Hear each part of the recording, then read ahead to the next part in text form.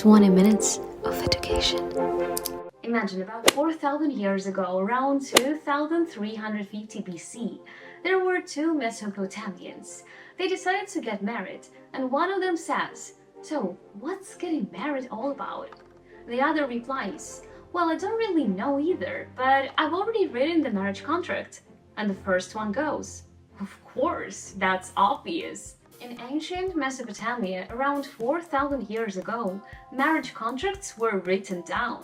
The family was considered the core unit that ensured social stability in the present, preserved traditions from the past, and guaranteed the continuation of these traditions and stability for the future. Modern scholars describe the Mesopotamian family as a model of oikos, from the Greek oikonomia, household management, which is where the English word economy comes from. Scholar Stephen Bertman notes that ancient Mesopotamians believed that the family was central to societal stability. The head of the family was the elder man, responsible for providing for the family. So it all started with money, obligations, and mutual benefit. But how did we get to love? Where did humanity go off track? Or perhaps evolved to higher meanings. The Sumerians, for instance, had documented marriage agreements that outlined the rights and responsibilities of each party. It's a useful tool, though hard to implement due to moral taboos.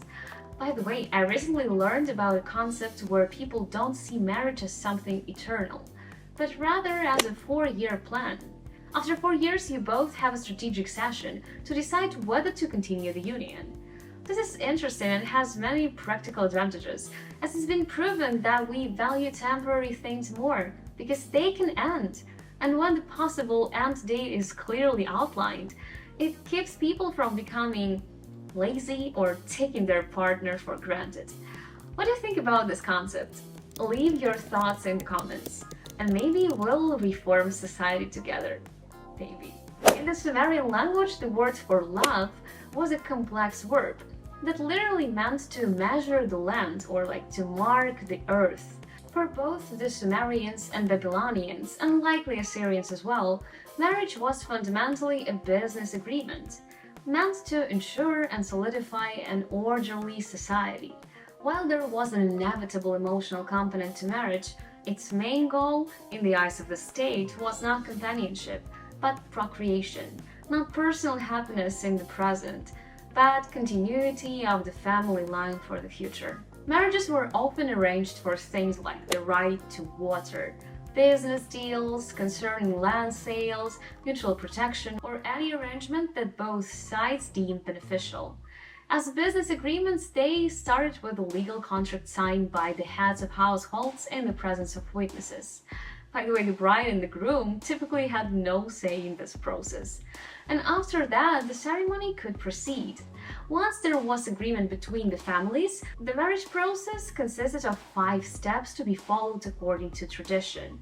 First, engagement or marriage contract. Second was paying a bride price to the bride's father and a dowry to the groom's father.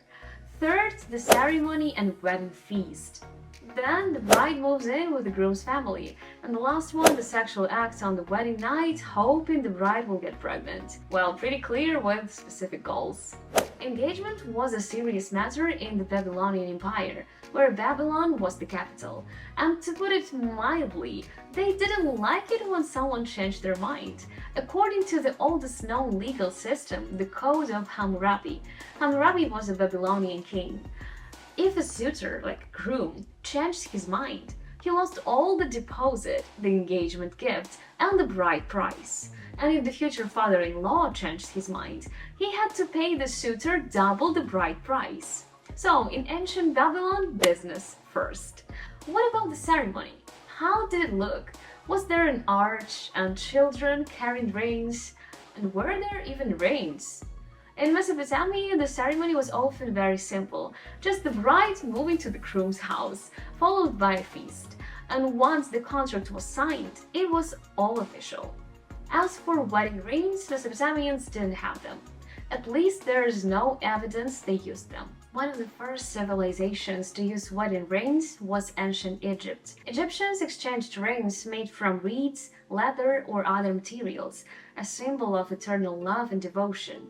They believed the circle of the ring symbolized eternity, having no beginning or end. These rings were worn on the ring finger, which they believed had a vein directly connected to the heart, symbolizing the bond between love and heart. In ancient Egypt, marriage was also a well-established institution, and it's believed that monogamous marriages were common. Evidence from around 2000 BC shows that marriages were considered sacred and involved rituals and contracts. Ancient Rome also used wedding rings, but in a more formalized way.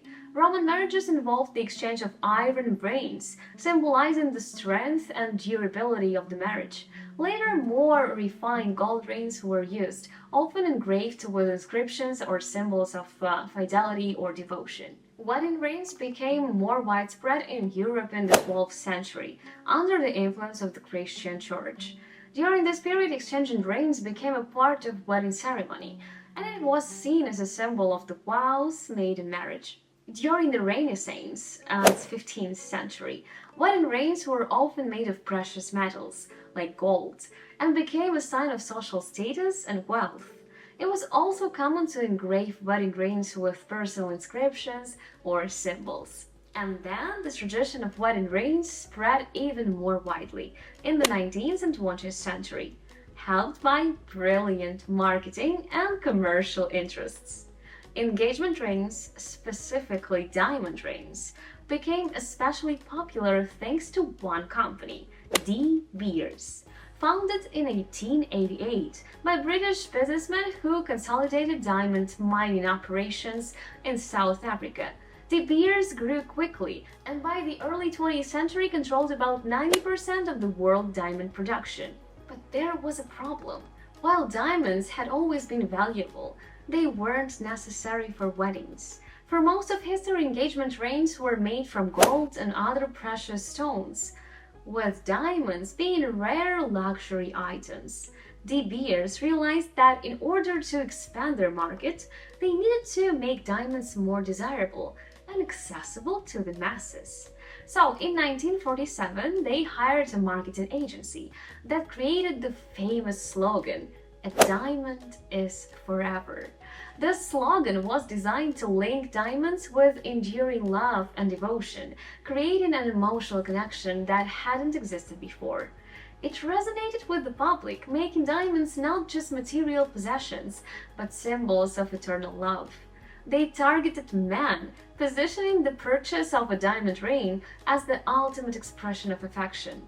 The emotional appeal of the campaign, combined with the message that diamonds are rare, pure, and eternal, created the image of diamonds as the gold standards for engagement rings. It's nice to receive a diamond ring, right? What about vows? Where did this tradition come from? Where you promise everything in front of all of your guests, family, and friends? By the way, it's similar to a contract, but in oral form. In theory, if guests videotape the couple promising to be together in good times and bad, and later one of them doesn't keep that promise, could they use the video in court? Or at least try? Send the video to your lawyer friend who specializes in family law and let me know what they say in the comments, please. Also share your thoughts on this. Well, wedding vows come from a guy who wrote words that are still used more than 500 years later. The guy's name was Thomas Cranmer. He was the first Protestant archbishop and had a doctorate in theology from Cambridge University. Almost 500 years ago, Cranmer set out the purpose of marriage and wrote the script for modern wedding vows in his Book of Common Prayer. While the Bible contains verses about love, marriage, and weddings, it doesn't mention any specific marriage vows. So in 1549, Thomas came up with a new idea, but in reality he just elegantly and accessibly reformulated various old Catholic rituals from medieval England, translating them from Latin to English.